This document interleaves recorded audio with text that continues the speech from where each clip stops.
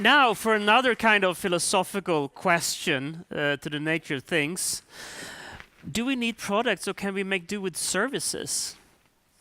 And to answer that question, we brought here John Manuchehri, who is, one of the leading experts we have in this country, not to say globally, because you've been writing reports for the UN on the question of the service-based economy.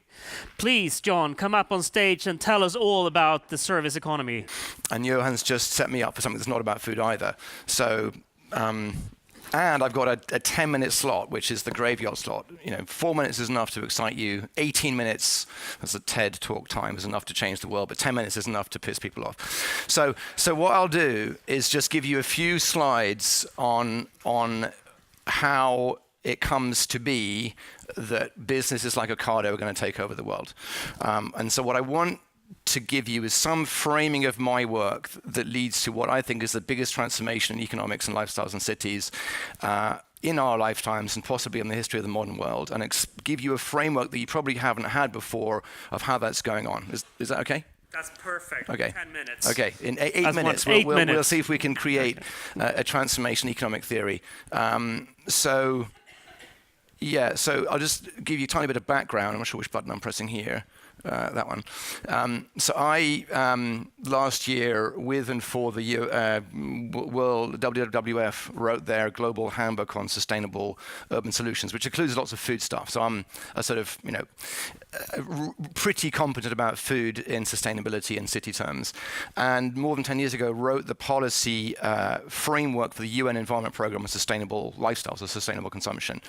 And so in this work, which kind of became a professional obsession, the puzzle arose: what is the most viable way to achieve sustainable consumption, sustainable urban lifestyles? Now, there's lots of frameworks out there. One of them is, let's create a circular economy, let's just recycle everything, let's make sure all the resources go around. And if that works in time, that would be quite a good one. Cradle to cradle, eco-efficiency, all the classic models from the 90s and 2000s will help to do that. But it's moving very slowly. The flip of that is, let's get people to consume less or consume consciously in some way, and that is absolutely not working at all. There's a very, very small layer of consumers that are sufficiently managing their consumption in resource terms to achieve sustainable consumption in any framework. So what is left? Well, what's left is the idea that we could consume efficiently. And what's super fascinating is that this is not something that is stable in economic theory. You can talk about production efficiency, but if you ask an economist, what is efficient consumption? They'll say, I'm not really sure what you mean. Consumers buy stuff that they want. And of course, because they're utility maximizers and don't waste money, why would they consume inefficiently? But in actual fact, there is a universe of efficiency under the heading of consumption. Now, we won't talk about that in great detail. I'll just give you the background to that on the next slide, and then you'll start to see why this is relevant to food and to cities and to economic and lifestyle change in general. So that was the first sort of thing I worked out, was that there is a universe of efficient consumption that isn't really talked about in economics. The second thing I worked out in the last 10 years, and that's what made me an architect and urban designer, is that the way to liberate that efficiency on the consumption side of the economy is by designing cities and buildings better. And I'll explain a bit more how we do that and why we've started a company that wants to help Ocado become world beaters, not just in the UK, but everywhere. So the story is this. Consumption efficiency is something we have to think about if we want to achieve sustainable lifestyles. It won't just be circular economy. It won't just be guilty consumers having one less beer or whatever, or recycling their stuff. And how we design cities is not just about putting nice things together. It's about creating systemic and systematic configurations of economic components, lifestyle components that enable, among other things, the efficiency and consumption that I'm talking about. So let's be more specific. If I ask you, all right, this is a fun thing. What is the difference between a product and a service? Who's brave enough? In Sweden, it never works to kind of get people to speak. But who's going to give me a definition? Don't look at the slide. Don't cheat. A classic definition of the difference between a product and a service. Johan, you talk a lot. Come on. No. Has to be something yes, else. Yes, there's a guy. Not bad. Clearly somebody who's put a bit of thought into it. I mean, what economists would say and how people would normally respond to this question, if you really push them for an answer, is products is stuff and services is more about people somehow. Somehow that's sort of how it works out. Economics is fucking bullshit. Economics is the main reason why we have an ecological catastrophe right now. Because economics is basically generating unsustainable growth without a circular economy behind it for resources. It's just dumb shit.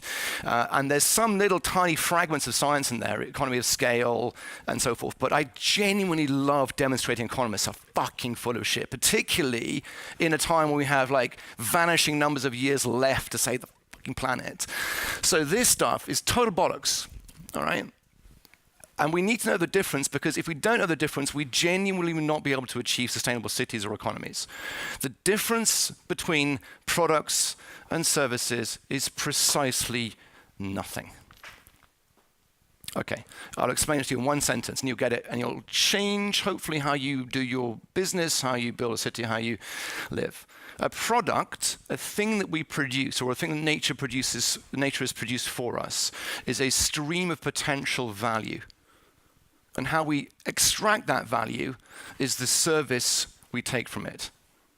And so products are what I call orphan services, where the agents extracting the services is just us, just dumb old us, who doesn't know how to cook the food, the groceries well. We waste the food. We don't know how to use a CD player. We don't know how to use the iPhone. Products are orphan services. This building, right, is a bunch of products. So there's bricks and there's timber and so forth. Really, we are all extracting a service from them. And the München Brigadier guys are giving us some service layers on top of that. Services are streams of value from produced stuff. That is the future of all economics in the ecological age. All right? How do we know this? Well, we know this because of this shit. So economists would say if products are distinct from services, and products don't need to be, the efficiency of consumption of products doesn't need to be characterized in any theoretical way, because why would consumers waste their money? How the fuck is it that massive billion-dollar industries are created on the basis of stuff we do not consume efficiently? How is that? Ask an economist, where is the theoretical basis for the most valuable businesses in the world today? And they'll say, I'm sorry, I've got to go to a meeting. They don't fucking know. They cannot give you a theoretical reason for why service-based businesses are exploding out of the gates. And the reason is because products are not distinct from services. Products are simply physical sets of value streams which historically are captured under an access regime that is specific to the individual, right? To be a little more specific about what what's actually going on, the science and design way of describing the substrate of economics is that stuff, produced stuff, valuable stuff, is basically a capacity of value and an access regime attached to it. And that is exactly what's going on in some of the most valuable and efficient businesses in the world today. So that's the difference between a product and a service. Fucking nothing. Next time you see an economist, sit them down and say, why didn't you tell me that shit? Because they genuinely are generating inefficient, product-based, linear economy societies, and they must stop that. So, food. It's very simple. Once you have the framework that produce stuff, or stuff with a value potential, is a substrate for services. And how the economy must deploy that is to extract the value most efficiently. If it's private product ownership, great, do that. If it's a service regime, do that. If it's sharing shit, do that. Then it makes no difference where you start your analysis of what to optimize. Just think value streams. So, if we talk about food resources, suddenly you'll see the circular economy of food, recapturing all food waste, is just, oh, well, there's a value stream attached to food, nutrients, let's make sure we get all that back. Simple. Efficient allocation of nutrient capacity across the life cycle. Doesn't matter if you call it production or consumption, just don't waste any of that value that comes from the soil.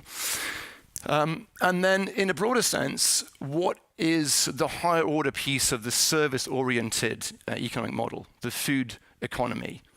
Basically making sure that when you have produced food in front of you, groceries, for example, that you extract as much value from that as possible.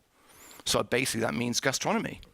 That means pop-up kitchens. That means pop-up farmers markets. It means a lot of capacity to extract services, a lot of skills to extract capacity, access regime that makes the most possible, the best use possible of food, food stuff, I won't call them products. That's the food culture in an economic framing that dismisses the difference between products and services. And guess what? That's where the service model of food delivery and all the layers of food services sit on that come from. And so the company that we've created, Base 2, is basically a giant machine of efficiency that helps real estate developers, builders and real estate managers attached to the servicization of all products. We help them platformize their relationship with food delivery, with any layer of service that might sit on the food economy, with mobility, with cleaning, and help create an inherently more efficient way of living based on how you arrange space in the apartment, how you arrange logistics and spatial configuration, and how you enable service-based businesses. So that is what you need to know, is that there is no difference between products and services. Services is just a more familial way of extracting value from produced stuff. And it applies to the food economy and to everything else. There you go. Thank you very much.